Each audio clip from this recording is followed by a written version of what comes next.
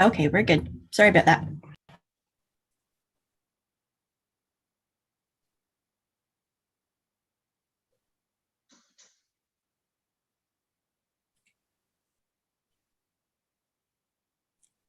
Welcome everyone to webinar number 5, which is video recording for virtual events. My name is Beth Crane and I'll be your host once again. Over the last few weeks, we've been introduced to a lot of tools from the Virtual Events Toolkit. And today we're going to be introduced to another section of the toolkit. And we're going to be learning the fundamentals of how to record for virtual events.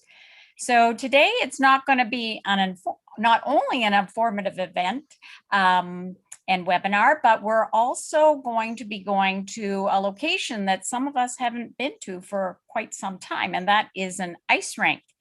And today, rinkside, our presenter is Luca Dumete, and he is a former international competitor and a coach, and he is going to introduce us to all fundamentals. So welcome, Luca. Thank you, Beth. Thank you, Beth, for your presentation. Good evening, everybody, and welcome to the webinar number 5 of the Virtual Events Toolkit webinar series. My name is Luca De Mattè, and I'm a member and developer of the ISU Virtual Events Toolkit. Today, we're going to talk about how to stream live figure skating from the rink and record videos for virtual events. We will see what kind of technical material we need to have, what kind of technology is necessary, and what types of cables and connectors we have to use. I will also give you some little tips and advices for building your setup. And always remember that our chat is open for any question. And we are always waiting for you to make some questions. Make sure also you go out and check the toolkit on the ISU e-learning platform. So we have basically 2 types of virtual events. We have the live events where the camera is streaming live from the rink to a Zoom meeting or a streaming site. We have events that require submitted videos. Skaters record their skating program.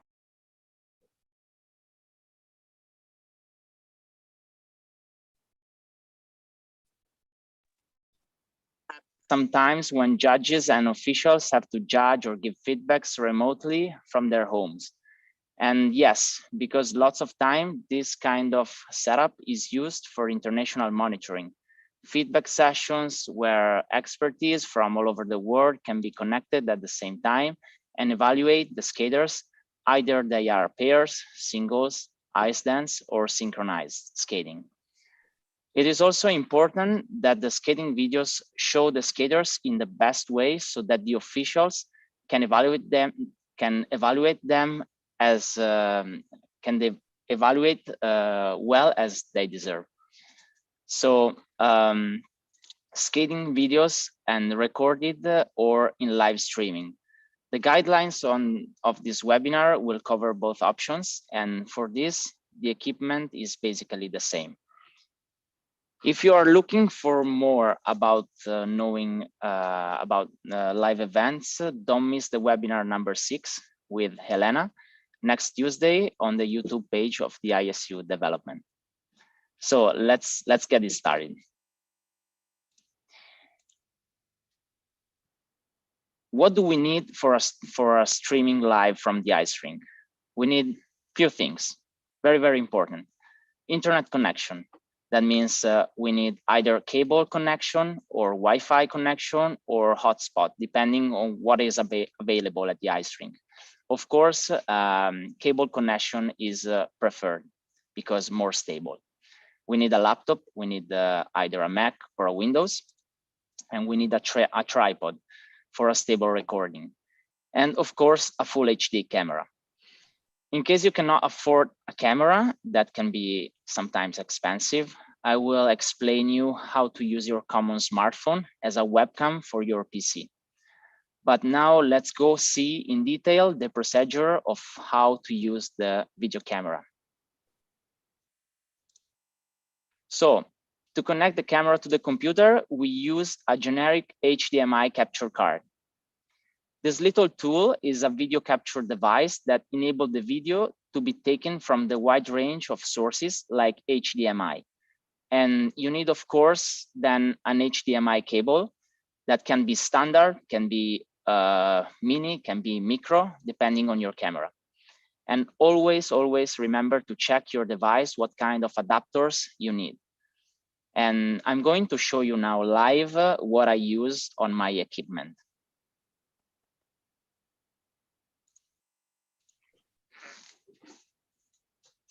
Okay, so this is the HDMI capture card, as you see here. And it has an HDMI in and an HDMI out on this side. And on the other side, there is the USB. Okay, so very, very important. First thing, I will take the USB cable here, common USB cable, and I will plug it in into my HDMI capture card. So this way. Okay, so I'm gonna prepare this here and I'm gonna plug it into the computer.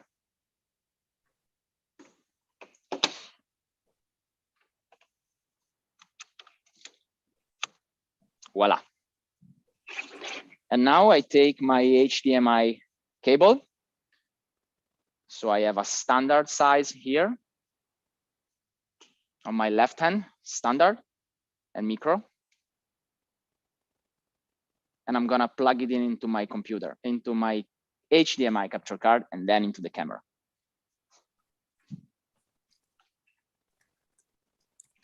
So HDMI in. Very easy. And then I go straight to the camera.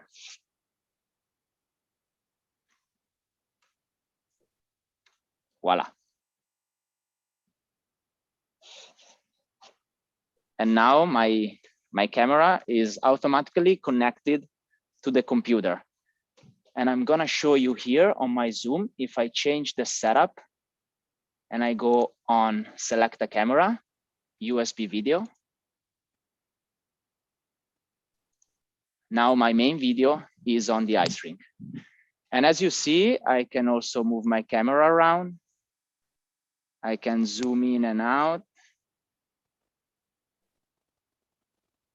And it looks perfect on the computer.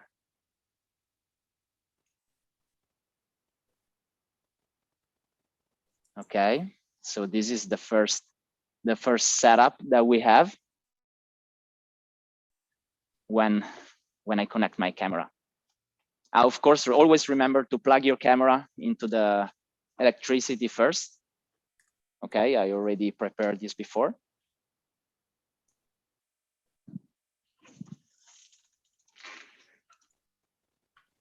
Okay, and now I'm back on my computer and I'm gonna re-talk about it really quickly. So basic connection that I did, I connected my HDMI capture card to my computer. I connected the video camera to the HDMI capture card. And then my PC should automatically recognize the video camera. It is a technology plug and play. So as long as you have the HDMI capture card, it should work both on Windows and on Mac. And I didn't mention to you, but there are so many capture cards on the market. You can find one for 10 euro. You can find one for 300 euros. It's up to you. This little device is used mainly from YouTuber and gamers, and it's really, really useful when it comes to connect the camera into your computer. Okay, perfect. Another option that I can give you, if you cannot afford a full HD camera that sometimes can be really expensive, is using the camera of your smartphone as a webcam for the PC. And in this case, we will be able to zoom in and out, and with a stable tripod, we could follow the skaters properly. So we have two apps here that I suggest for Windows and Mac. As you see in the slide, And I will show you step by step how to use the one for Windows, because I mainly work with Windows. And the app is DroidCam X. So first of all, you should download the app on Google Play Store. If you're using Windows, the app DroidCam X. If you're using Mac, I suggest to use the Camo Pro. That is working really efficiently. And once you have downloaded the apps into your phone and into your computer, make sure you run both of them on the smartphone and on the computer, and make sure that devices are both connected through the same Wi-Fi. Okay. Once this is done,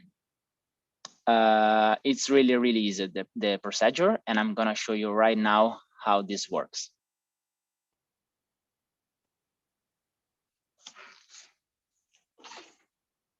Okay, so I have my phone here, which is an old phone. It's a Samsung A8, I think, of the year 2018.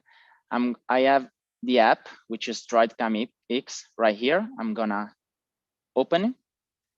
And as you see, it gives me this Wi-Fi EP and a DroidCam port, okay? And now I'm gonna keep this screen open, and I'm gonna just move into my computer. And I am going to open DroidCam into my computer here. Okay, and what I have to do is to write down the Wi-Fi EP, which is already prepared as I did before, but I'm gonna just to change a number. And automatically, as you see, my phone is connected. And now my phone is used as a webcam for my computer. Okay, I'm gonna place my phone here on my little tripod, so that is easier. Okay, and as you can see on the screen, I can move around. I can move around my phone, and I can zoom in and out. Okay. It depends, of course, on the quality of your smartphone camera. But nowadays, all the smartphones has at least full HD. So this app is really, really useful. And I didn't mention it, but I tried both the free version and the pay version of this app. And I think that the pay version just gives a little bit more features into the app. And when I say pay version, I just talk about €5. So it's really, really cheap for having such a good webcam. Okay. So now I move back. And here I am. So what I just did is connecting my smartphone as a webcam for my PC. And I connect both the smartphone and the PC on the same Wi-Fi first. I downloaded the app DroidCam X on my computer and on my smartphone. And I opened the app both on computer and smartphone. I insert the Wi-Fi EP and the DroidCam EP, and then the camera is automatically connected as a PC webcam. Okay, very, very good. So now, before I ask a question to Beth, because I think we have some questions in the chat, I would like to introduce you to my cameraman, which is right here. He's helping me with the setup. His name is Filippo Clerici. He's a pair skater. He's one of my students. And thank you, Filippo. Thank you. Bye. Thank you so much. And now I think we have some questions in the chat, right? Yes. The first question is, well, actually, there was a virtual event that happened, and a number of us were officiating. And the music started and then we couldn't hear them, the program started, but we couldn't hear the music at the start of the program. So is that a problem with the connection to the camera, or is that more likely to be a Zoom problem? And how can you avoid that? It sounds like a Zoom problem. I mean, the platform Zoom, because sometimes on the settings of Zoom, the organizers tends to share the audio system. So if you couldn't hear the audio from inside the Zoom call, it was probably because they forgot to share the audio, and then they did it in the middle of the performance. In this case, it's really useful to go and check out the toolkit, because we talk about this. And if there is no sharing of the audio system through Zoom, the audio is always taken from the camera that you are using. So if you have a great camera, like a good one, the audio is pretty good usually. Okay, so this sounds like more of a hosting problem, which Elena will be covering next week. So, okay, so if you're interested in any hosting problems, music, etc., that relates to Zoom, make sure you tune in next week. I see another question here, and this is from Chris, and it's, can you mix both apps if you have an Android phone but a Mac PC? I haven't tried it. I don't think so. I think the DroidCam is for Android, and the other app is for Mac. Like I found when I tried on my computers, I couldn't find a solution to mix it up. I always, like, the smartest thing like that I did was buy the app, because then it gave me different features, and the quality of the camera changed a little bit. Sometimes with the free version, it works, but it's not so stable. In the pay version was really different. So yes. Okay, thanks. We do have another question, and we seem to be getting lots of questions from different Chris's. So this is a different Chris with a different question, and that is, what is the difference between a cheap capture card and a more expensive one? Will it affect the quality of the video streamed? Yes, it will affect the video streaming, especially when, for example, there are capture card for gamers or for people who is streaming through OBS or through streaming sites. And of course, when you're managing maybe, let's say, 2 or 3 or 4 cameras, and you're having a huge event, you want to have the best quality possible. And those streaming capture cards give a better quality video and audio for sure. If it goes for Zoom, for example, my capture card is worth around €50, and I found on internet different types, and I didn't really trust the one for less than €10.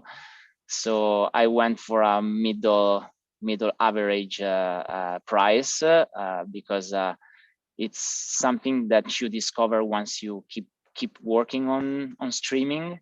And I believe that YouTubers and streamers, they use the best high quality thing. But of course, it goes with the budget that you have and the possibility that you can put into the technology. Okay, so it sounds like it could also have to do with, I think, as you said, what kind of event you're doing. If you're holding a competition, a virtual competition, that's different than monitoring one skater. And yeah, the quality might not matter quite so much then. Yeah, okay, great, thank you. And I'm wondering if, Sally, have you had any questions on YouTube that you want to share? No, nothing coming in as yet. I'll let you know. Okay, thanks, Sally. So I think we're back to you then, Luca. Thank you, Beth, for your questions. I will now move on and explain you some little things that I have with me when I set up for a live event. And first of all, tripods, because they are so useful and important. A well-balanced tripod is particularly useful when using video cameras. It should be easy to set up and to adjust, and it should be stable, high enough that you can easily look through the LCD of your camera. I will show you now my equipment.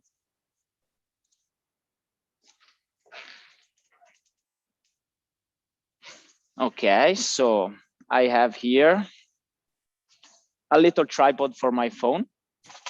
And as you see, it's like adjustable because I can put those feet down and place them on the table. It's pretty stable. Oof, I forgot to fix it. Pretty stable, is not plastic, is metal, okay? And it has the head roll here that moves around. It's a common tripod for phones. And as you see here, I can move in and out my phone if I want. Okay, very useful. And if I want to go with a better camera, this is the tripod that I have. It's a Manfrotto, so a good brand, and it has the hand here that allows me to move the camera really smoothly, and also the zoom. Okay, I can zoom in and out here, and I can record from this bottom. Of course, you should adjust your tripod for the height of your cameraman. As you see here, there are a few locks that I can set. It depends on the height. And I think is the 80% of a good quality recording is what kind of tripod you have, even before the camera, because if your camera is good and your tripod is stable, it's even better. Okay, so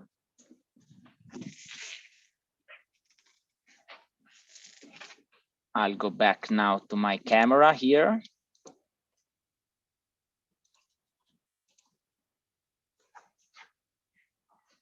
Voila. And of course, we connect here, and a common question that we get, it's where to put the tripod with the camera into the ice rink. And the answer is very easy. Always place the camera where the judges usually work during a competition. So close to, too close to the board, or higher on the first row of the seats.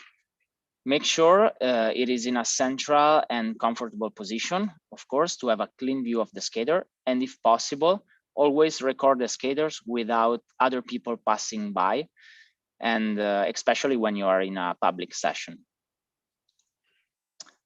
I think we might have questions here.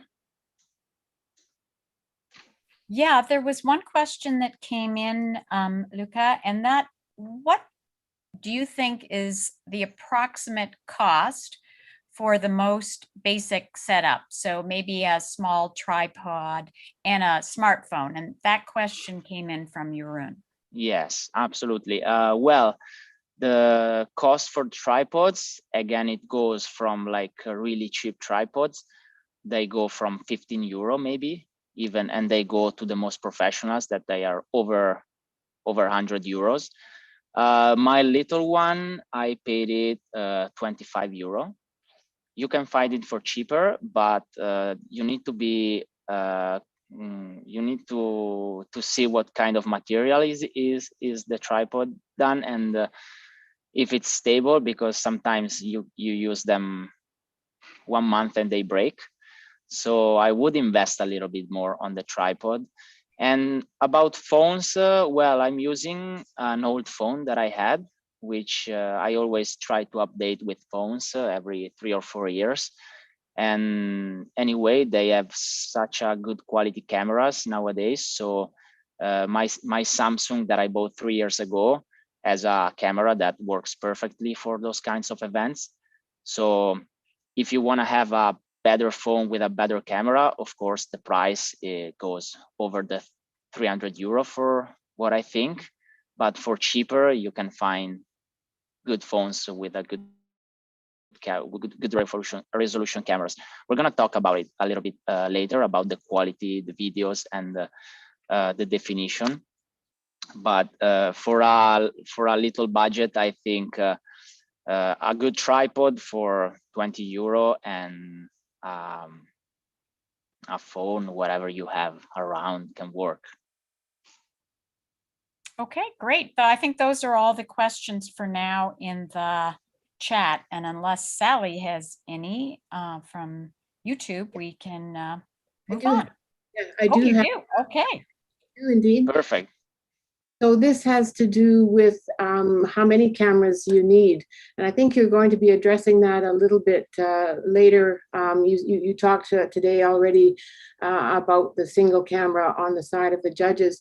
But the question is, considering how fast the skaters move, is the FPS of the streaming enough to capture and follow all the details of figures? Is it not it's not difficult to see them properly? Is it not difficult to see them properly with only a single point of view? Have you tried a second camera as a support to give an extra point of view? I think with an extra point of view of another camera, then you need like a streaming program to coordinate all those cameras. About the frame per second in order to catch fast figure skaters, I think it depends on the capture card that you have.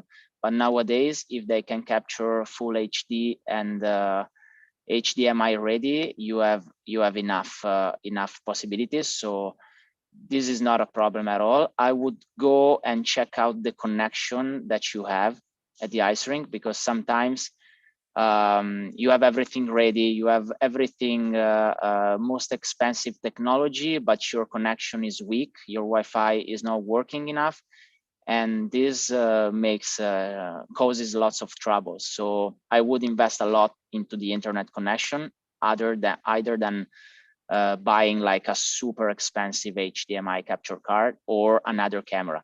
Then if you want to organize the streaming with 1, 2, or 3 cameras, there is no problem. You just need to work a little bit more on the streaming softwares.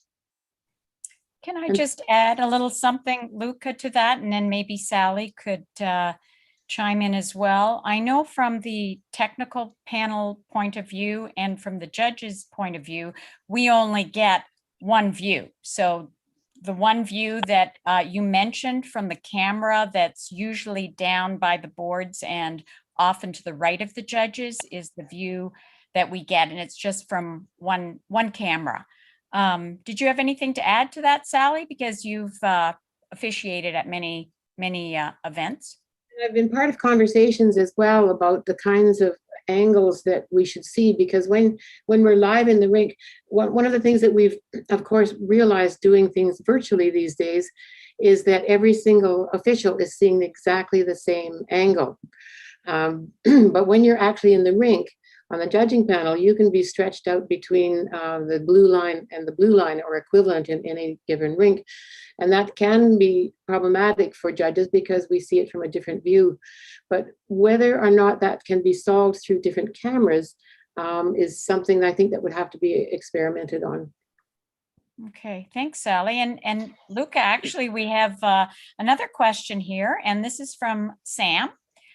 Are there any options to capture sound when the speakers in the rink are weak or poor quality, like an extra mic?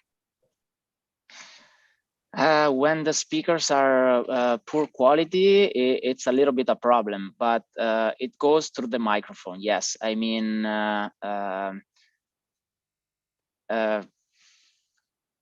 it should like if you're having a microphone that you can, I don't know how to explain it, but for example, if you're having an event and the audio system of the ice rink is really poor, I would suggest to prepare the musics and share them through Zoom. If this is not possible, then it depends where the speakers of the ice rinks are. You could prepare like a microphone or having a microphone connecting to your computer that can amplify the sound, but it goes a little bit complicated there. The sound system, we talk a little bit about it on the toolkit, if you want to go and check the toolkit out. But of course, it depends on the quality of the speakers that you have. Okay, well, thank you, Luca. Those are all the questions I have for the moment. We've got quite a few of them, so that was great. Thank you. Keep sending them in. Thank you. I forgot to say, of course, here on my setup here, I have 2 cameras, as you see, but going into Zoom with 2 cameras is easier because I have just another phone here on another tripod. I have a 3rd tripod and my webcam of my computer. Going into Zoom with different cameras, it's easy because it's just about being into the Zoom call with different accounts. But when we talk about streaming a live event with different cameras, it goes more complicated, and that's why you need streaming software. Anyway, if I move on with my tips that I can give you, another essential point here is the video orientation. In figure skating, it's suggested always to use the landscape orientation in horizontal display. This setup aims to capture pictures of big spaces in a way that draws the viewer into the scene. And it is, of course, the case of figure skating performances on the ice. The other option you have, of course, is to use your phone vertical on portrait mode, but it's not so much suggested for skating events because it is usually a genre featuring pictures of objects or of people. And every time when you have to transfer the video into the computer, you want to have the horizontal shape.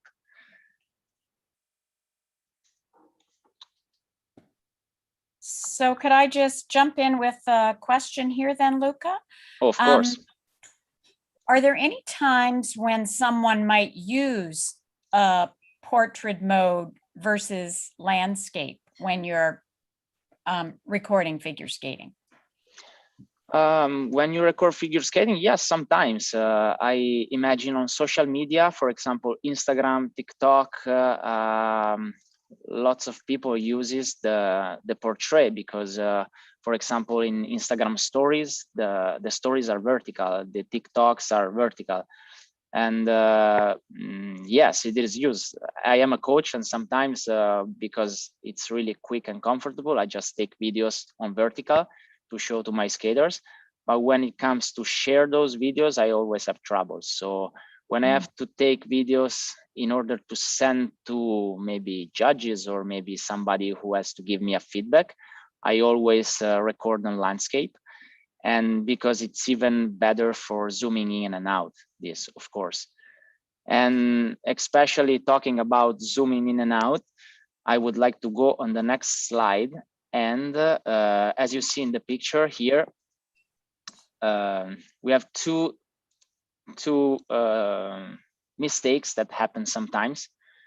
And those are the cameramen when they lose the skater on the ice. In the first picture, we have a skater that has no legs and skates, basically. So the view is too close. And on the other picture, we have a view which is way too far. I don't even understand if there is a skater on the ice.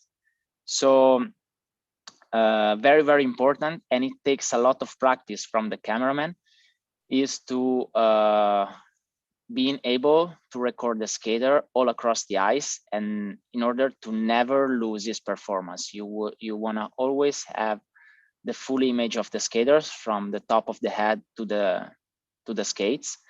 And this avoids missing the mistakes or the good parts of the skater, what is doing on the ice. And I think here, Sally has a little story to tell us, right, Sally? I do, Luca, and your two images here bring back a memory of a few years ago. And you've mentioned often that it's important never to lose the skater when you're recording a performance.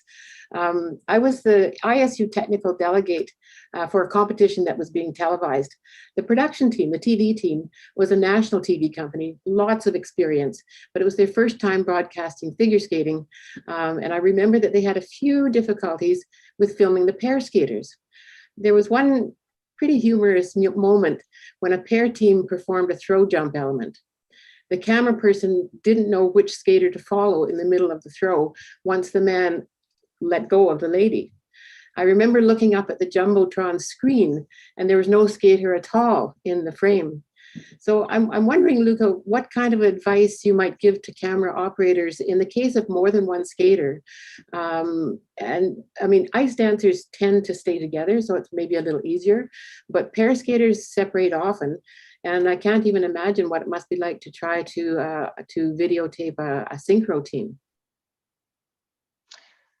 Yes, exactly. The main advice that I can give here is to never lose the skater. And especially when we talk about pair skating and ice dance, there are parts when the two partners, they split out, even in the choreography. You talked about throw jumps, but I also think of lifts when the boy is lifting the girl so high and you want to have like a wider angle with the camera. And of course, what we have to do is to make our cameraman practice and always keep a wider angle instead of zooming too much in, because we don't want to miss we don't want to have the opportunity to miss something. So especially synchronized skating, the camera usually for synchro skating is a little bit higher than level ice, because all the skaters has to be in the same shot every time, and this is a standard setup. So really important to always zoom properly, and it takes a little bit of practice at the beginning, but it's really easy at the end. Thanks. Okay, if we move on with the slides, I'm gonna talk about a little bit about the quality video definition, because very important to know is that for streaming purposes with skating, the full HD is enough to stream with a good quality. As you see here in the slide, I made two parts: common high definition video modes and the ultra high definition video modes. And the first common high definition video modes, we talk about full HD and HDMI ready. So the first row, 720p, also known as HDMI, sorry, not HDMI, HD ready, is the standard for full HD, high quality. Okay, and if we go more with the pixels, we have 1080 for full HD. This is way enough for figure skating to stream or to send videos. The ultra high definition mode is the 4K, for example, and it has a complexity of pixels that sometimes can make the video format of the size of the video pretty big, and it can result into buffering for the live streaming. So always be aware that full HD is enough. And if we move on here, I made a little examples. For example, from the first row, if you talk about Ultra HD 4K, that means a very good quality, which is not the top quality that we have on the market right now. For example, if you talk about televisions and you watch TV, there is nowadays the 8K. For cameras, the Ultra HD 4K with 60 frames per second, it takes approximately 500 megabytes for one minute of the video. That means if you're recording on this digital video format, it's gonna be very big for a skating performance. If we think about that, a free skating can be 4 minutes. A video in Ultra HD 4K could be around 2 gigabytes, and it's pretty heavy to manage. Okay, so I would suggest to go a little bit lower with the quality, and I would go on the full HD 180 pixels on 60 frames per second. It's pretty good, and with approximately 150 megabytes for 1 minute video, it's a good standard because it makes a skating program go around 500 megabytes. Okay, if you lower down the quality, you go to HD ready 720 pixels, and the 1 minute video will be approximately 70 megabytes. And of course, here assuming that MP4 is the standard digital video format, I put here some of the most common formats, but I would always recommend to record in MP4. And we have MOV, we have VMV, AVI, AVC HD, which is built for Panasonic and Sony digital camcorders. And yeah, those formats are the most common, and you find them mostly everywhere. But if you have to share a video through WhatsApp, through an email, through anything, the MP4 is really the most used, even because it's working both for Mac and Windows really easily. And all the information I gave you about video formats and quality standards go straight into the topic of submitting videos. In fact, not every time is possible to broadcast live, and it's so useful to record videos for submission. Okay. When it comes to record a skating performance, as I said before, it's crucial to know the frame size you want to shoot the video, and in what type of file format it will be stored into the computer system. Because if it is too big and too heavy, you might have problems to transfer the video to the organizing committee, and sometimes they might have problems to show it or to put it into the Zoom call with like a good quality also. And so I think this is more or less everything what I had to say about live streaming and recorded videos. And so if there are many questions, I will ask Beth now, my assistant.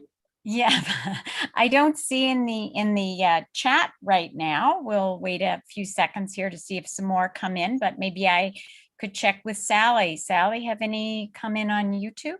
Oh, but I noticed something that Jeroen put forward. Are you seeing that on your chat there about? I'll just read what Jeroen put forward. Yeah.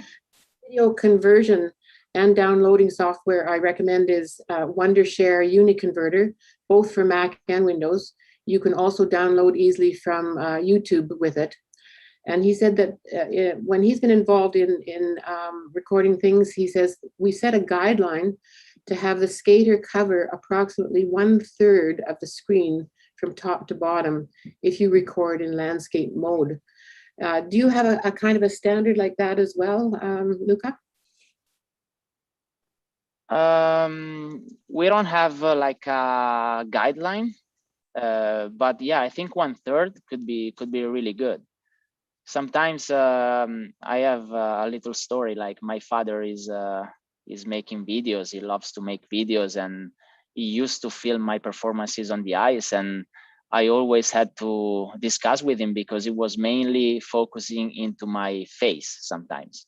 And and it was losing my jumps because I couldn't see the height of the jump. I couldn't see the flow of the landing because it was zooming too much in, and it was telling me, oh yes, but I want to see details. I want to see details of you skating. And I say, yes, but we lose everything here. So I think I had to make him practice a little bit because I wanted him to film figure skating for me to understand what I was doing. So that's also something interesting to know. Yeah, it's important to film properly, and then we reconnect when it comes to do an event online with maybe judges being officiating remotely. That's so important. Great. Thanks, Luca. I hope your dad is joining in today so he learns some tips on how to film you for your next competition.